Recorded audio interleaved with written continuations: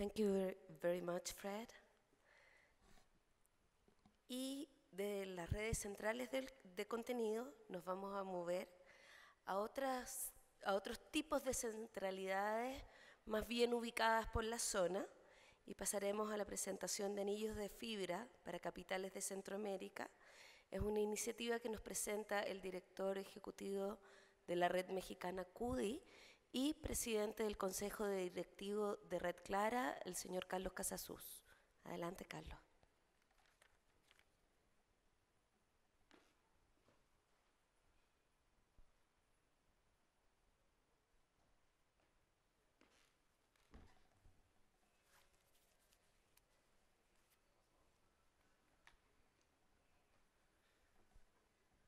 Creo que me va mejor abajo.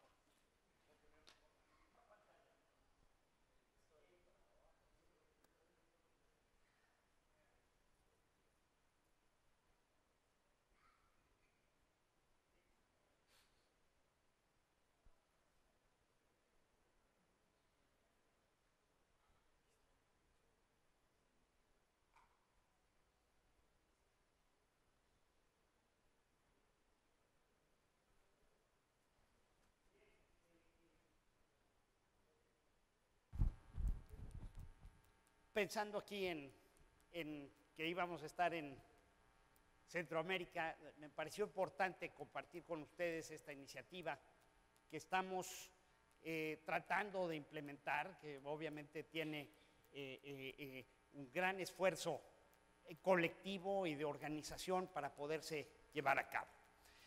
Bien, una introducción brevísima, ¿no? De alguna manera hay ya, según Wikipedia, como 130 y tantos países que tienen una red nacional de educación e investigación. Es importante pensar que todas las redes nacionales de educación e investigación tienen algunas características básicas, ¿no? Buscan obtener economías de escala en la conectividad, ya que solamente nos damos conectividad a una sola red por país. Son asociaciones abiertas a cualquier institución educativa, son asociaciones sin fines de lucro. Otra característica es que no venden servicios, viven a base de cuotas fundamentalmente. Por consiguiente, son redes privadas en materia de regulación de telecomunicaciones, no tienen obligación de common carriers. Son bienes públicos. Esto me parece bien importante en el concepto de economía, de qué es un bien público, un public good.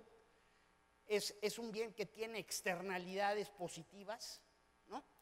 Y que el consumidor no paga por el bien, paga alguien más, paga fundamentalmente el gobierno.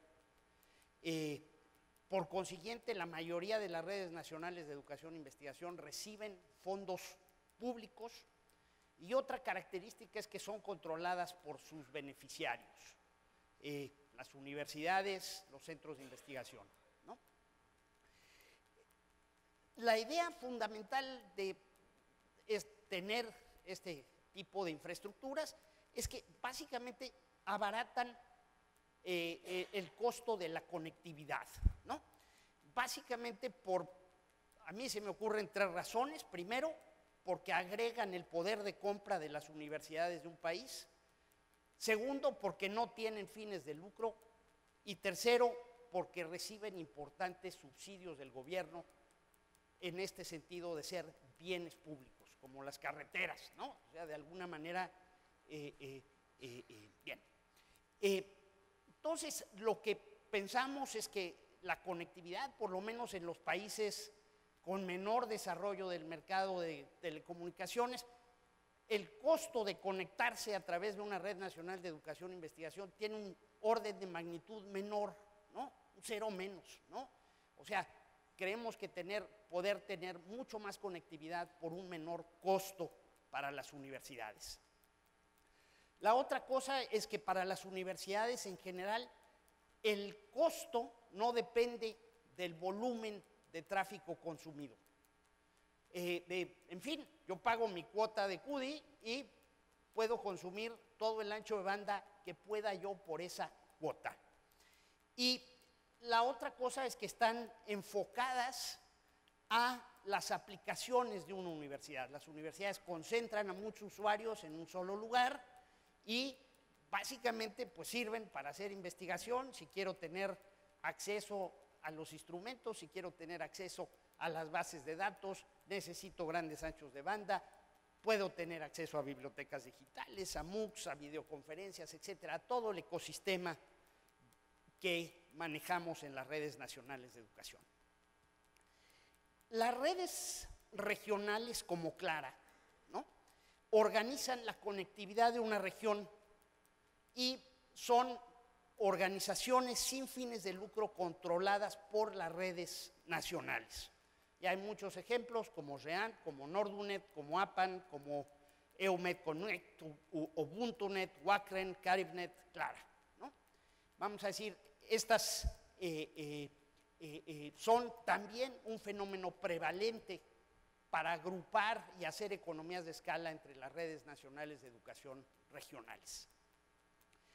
Red Clara surge de un proyecto de una cumbre de jefes de Estado de Madrid, en Madrid, celebrada en Madrid, de jefes de Estado de la Unión Europea y América Latina, y se asignó una partida de en esa reunión para proyectos de sociedad de la información. Y básicamente, con el liderazgo de Brasil, Chile, Argentina, México, España, Portugal y Francia, se hizo la propuesta y se fondió. Entonces, la idea era desarrollar una red regional para conectar a las redes nacionales siguiendo básicamente el modelo de REANT. Se creó una asociación civil sin fines de lucro para América Latina y integración de una red basada en compra de capacidad. Así salimos, le comprábamos capacidad a los diferentes carriers.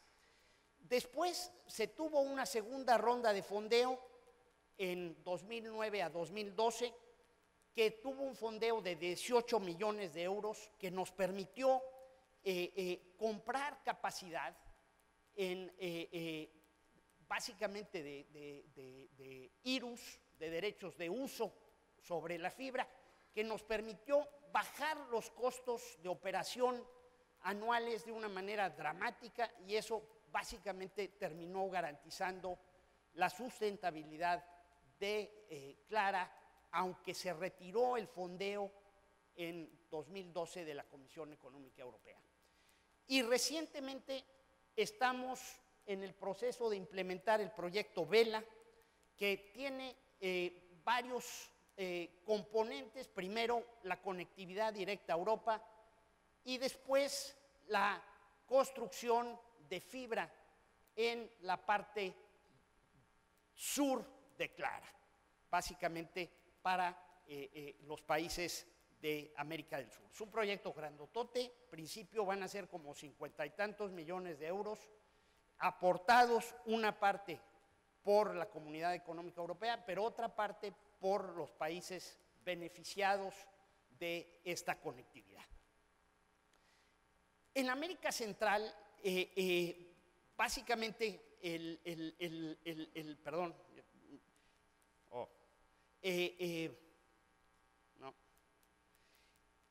no sé por qué no se queda esta.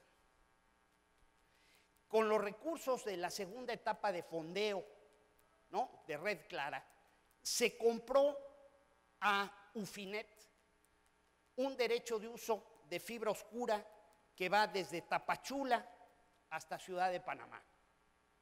Básicamente, no sé por qué no se queda, ahí está. Básicamente, el anillo va desde el sur de México hasta la Ciudad de Panamá, parando en varias de las capitales de Centroamérica, excepto en Honduras, donde básicamente pasa al sur de Tegucigalpa. Bien, logramos un convenio a través de la red mexicana para que se pudiera pasar tráfico a través de la infraestructura que tiene México para la Red Nacional de Educación e Investigación y se puede tener conectividad hacia el norte, ¿no? Y básicamente México pues también tiene la conectividad hacia el sur a través de ese derecho de fibra hacia Panamá, que vamos a decir nos conviene para la conectividad de México hacia Europa, aunque tenemos que pasar por Miami. El acuerdo está en la presentación para los que tengan algún interés. El tema es que este IRU que tenemos en Centroamérica prácticamente no se conecta a nadie, ¿no? Y no se conecta porque las redes nacionales de educación han tenido un desarrollo muy incipiente, ¿no? Algunas ni siquiera han podido integrarse. Guatemala sí tiene una red, funciona, pero no incorpora a todas las universidades, ha tenido problemas financieros continuos. En El Salvador también el mismo caso, aunque la universidad principal de El Salvador no participa en la red. En Costa Rica sí hay una red que funciona, que cumple sus obligaciones de Clara, etc. En Panamá fue una de las redes originales, pero hoy está prácticamente inoperante. Y Honduras y Nicaragua están en proceso de formación. Entonces, bueno, pensamos que la dorsal es importante para el desarrollo, permite conectar con gran ancho de banda a las universidades, permite contar con esta dorsal para distribuir redes inalámbricas, para conectar escuelas, etc. Pensamos que puede tener un gran impacto regional el ya contar con este IRU. No sé por qué no brinca. Ok. Bueno, como decía yo, hasta ahora se cursa muy poco tráfico y nosotros hemos venido pensando en la posibilidad de poner anillos de fibra en las ciudades donde hay una mayor concentración de universidades. Entonces, le presentamos el proyecto a la Agencia Mexicana para la Cooperación para el Desarrollo, AMEXID. Básicamente, AMEXID tiene recursos, no infinitos, pero recursos importantes para apoyar el desarrollo de América Central. Básicamente, muchos de ustedes habrán oído hablar del Plan Puebla-Panamá, que después se volvió el proyecto Mesoamérica. Esta es la agencia que se encarga del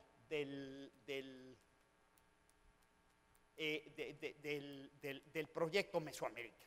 Y dentro del proyecto Mesoamérica siempre se ha hablado del apoyo a las redes nacionales de educación, nunca se ha hecho nada, pero pues nosotros hemos venido insistiendo que eso era parte de la agenda del proyecto y vamos a decir, se les propuso el tema de tener estos anillos de fibra, ¿no? Entonces, tuvimos a un embajador que estaba a cargo de la agencia que se entusiasmó con la idea de hacer este proyecto en vez de hacer pues, proyectos de alcantarillado para algún pueblito, ¿no? Que a lo mejor cuesta lo mismo, pero ciertamente tendría un mucho menor impacto en el desarrollo.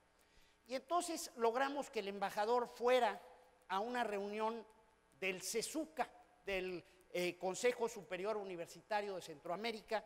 Esto fue en septiembre de 2016, ya vamos casi para un año, y se aventó una declaración buenísima, ¿no? Que el gobierno mexicano estaba dispuesto a financiar el enlace de las principales universidades públicas y privadas de Centroamérica con recursos de un fideicomiso que se llama el Fondo de Yucatán para conectar a las universidades y financiar este proceso.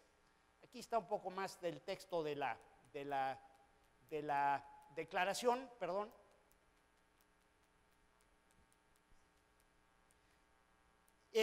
Entonces, la idea de los proyectos, aquí está un anteproyecto para Guatemala, ¿no?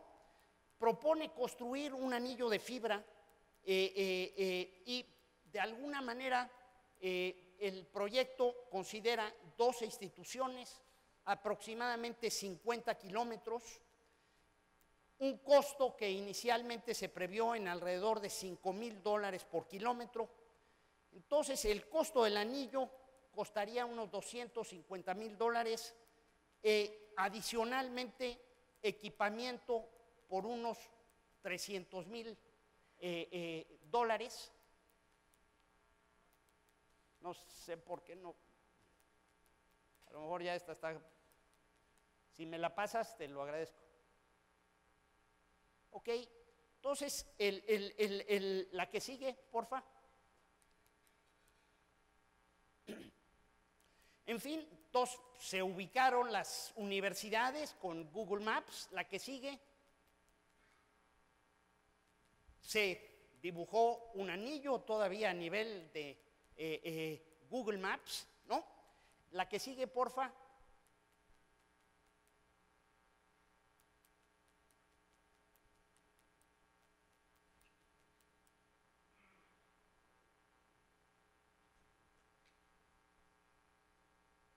Bien, digo, no sé, para aprovechar el tiempo, se hicieron anteproyectos a nivel de nuestro escritorio, lo presentamos en Amexid, se entusiasmaron con los números, con las posibilidades, y lo que pasa es que de alguna manera al tener una última milla de fibra óptica en las universidades pues básicamente se quitan un cuello de botella de su conectividad y pues en principio tienen anchos de banda prácticamente ilimitados para conectarse a un punto de presencia de red clara en el IRU, que le compramos a Unión Fenosa, ¿no? Entonces,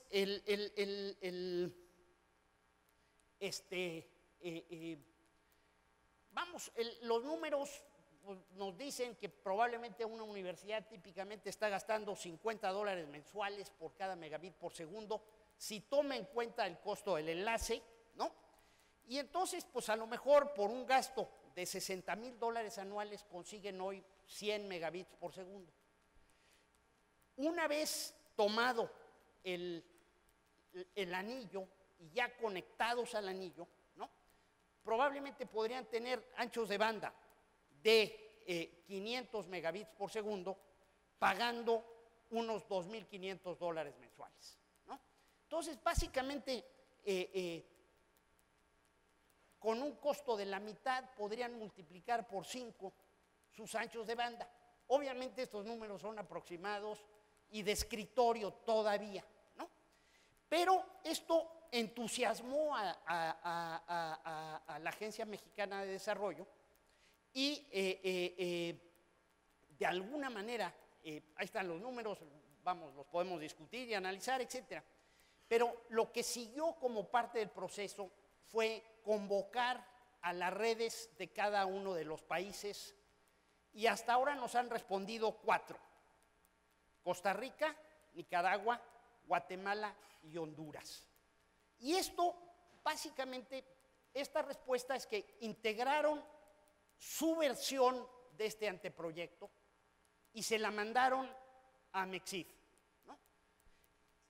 Hasta ahorita, básicamente, Amexid dice que le suena bien, ¿no? Vamos, son muy diferentes los proyectos, pero de alguna manera se ve, vamos, una intención clara de seguir adelante. No se asustaron con los números que recibieron, ¿no? Entonces, básicamente, los proyectos que recibimos están, vamos a decir, no tienen un formato común, no tienen indicadores comunes, que yo creo que eventualmente deberíamos de poderlos conseguir, pero hasta el momento no se trata de eso, sino que lo que se trata es que los países manifiesten un interés a Amexid y se organice una contraparte local, ¿no? Entonces, básicamente, pues lo que estamos viendo es que a lo mejor en estos 4 países podemos conectar, son 33, 43, 53 campus universitarios. Los costos varían mucho, ¿no? El tema de la construcción de los anillos de fibra, pues vamos, a mí me parece que los órdenes de magnitud son que cada universidad debe requerir aproximadamente 3 kilómetros de fibra, por ejemplo, en el anillo de Guatemala o en el anillo de Honduras, ¿no? Honduras es caro porque aparte del anillo hay que llevarlo a Nacaome, ¿no? Que es donde pasa el anillo de Ufinet. Probablemente se podría adquirir una derivación de Nacaome a Tegucigalpa, pero el caso es que ya esto empieza a tomar forma. Entonces, lo que sigue básicamente es que hay que someter la solicitud formal al Fondo de Yucatán, ¿no? Y entonces lo que está proponiendo el AMEXID es que haya una solicitud formal por parte del ministro de Finanzas de cada uno de estos países, solicitando acceder a los recursos del fondo, y entonces el gobierno mexicano asignará a una institución financiera intermediaria, y esto es el BID, es lo que nos han dicho, que se le ha solicitado al BID que sirva como institución financiera intermediaria. Y el BID hará, junto con este grupo que presenta los anteproyectos, ya la ingeniería de detalle del proyecto, ¿no? Y acompañará a cada una de las redes nacionales en formación para poder materializar el préstamo. Una vez que el BID apruebe el anteproyecto, en principio este se manda para su revisión al Banco Mexicano de Comercio Exterior, Bancomext, que es la entidad que maneja el fideicomiso, y una vez que se tiene el proyecto solventado con el aval del BID, se puede financiar. Básicamente se hace un contrato de donación entre el Fondo Yucatán y el beneficiario, que será la Red Nacional de Educación e Investigación de cada país, y se procederá a firmar y a desembolsar los recursos que se ejercerán acompañados por el BID, ¿no? Entonces, pues me parece que va tomando forma, que ya está de alguna manera cerca. Yo lo que creo es que los países que ya nos presentaron proyectos y los que no han presentado deberán de tener este tipo de información. ¿Quién es la institución responsable, ¿no? Si vamos a constituir la red nicaragüense, deberíamos ya de darle forma, de tener los estatutos materializados, ¿no? ¿Quiénes van a ser las instituciones beneficiarias? Probablemente hay que identificar personas que de alguna manera sean las contrapartes en las instituciones, hay que identificar matrículas, etcétera, ¿no? Vamos a decir, ese es el tipo de información que requiere AMEXID, ¿no? Con estos 7 millones de dólares voy a beneficiar a 500,000 alumnos de universidad que se van a poder conectar, ¿no? Entonces, ese es el tipo de indicadores que le surgen y que deberíamos de poder tener. Después, una descripción técnica de la infraestructura que ya todos los anteproyectos presentados tienen, ¿no? Está razonablemente bien, obviamente va a haberla que afinar con la ingeniería de detalle, y la estimación de costos, pues como vimos hay muchísima variabilidad todavía, ¿no? Yo espero que con la participación del BID pues podamos llegar a un parámetro, eso, bueno, pues nos cuesta $10,000 el kilómetro, $14,000 el kilómetro si se mete de esta forma, o 7,000 si se mete de esta otra forma. Creo que vamos a poder desarrollar indicadores para que los proyectos eventualmente se parezcan Y luego identificar sinergias locales, ¿no? Por ejemplo, sabemos que en Nicaragua hay un proyecto del Banco Mundial para meter fibra, para llegar pues no solo a la capital, sino a otras regiones que se podrían utilizar. También se está pensando en Honduras, que con un costo relativamente pequeño, en vez de conectar solo Tegucigalpa, también pudiéramos conectar San Pedro Sula, en fin.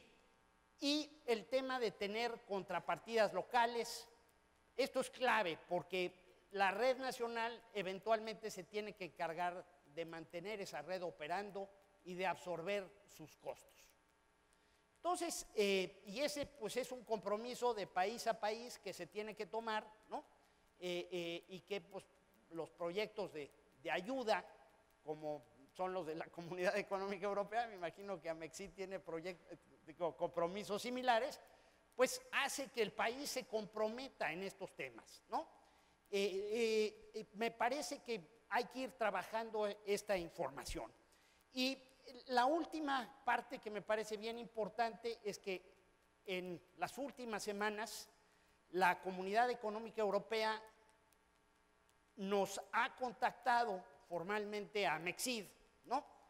De que les interesaría muchísimo participar en esto, en un gran proyecto, y que eventualmente pudiéramos hacer colectivamente el financiamiento de un enlace de Panamá a Colombia, que también es parte del proyecto Mesoamérica y que nos ayudaría a tener, pues entonces sí, ya una gran infraestructura, no solo en el hemisferio sur, sino también en el hemisferio norte, entre México, Centroamérica, y de ahí conectarnos, pues obviamente hacia el norte y también hacia Europa.